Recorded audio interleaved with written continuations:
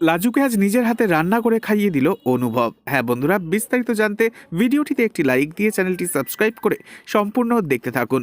নতুন পর্বতে দেখতে পাওয়া যায় লাজু কিছুতেই চায় না অনুভব আর বনলতার স্বাদের সংসার কোনোভাবে নষ্ট হোক। সেই কারণেই সবকিছু জানা সত্ত্বেও অনুভবের থেকে সত্যিটা আড়াল করে যায় লাজু। লাজু কিছুতেই জানাতে চায়নি অনুভবকে যে বনলতাই আসলে ঠাম্মির গয়না চুরি করে সেই টাকা ময়ূককে দিয়েছে বলে।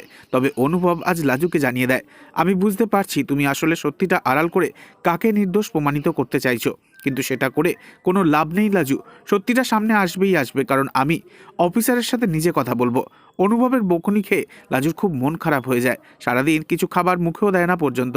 তবে অনুভব লাজুর চোখের জল মেনে নিতে না পেরে নিজেই হাতে করে খাবারের থালা রান্নাঘর থেকে নিয়ে এসে ঠাম্মির ঘরে লাজুকে নিজের হাতে খাইয়ে দেয় অনুভব, আর লাজুর মান ভাঙায়।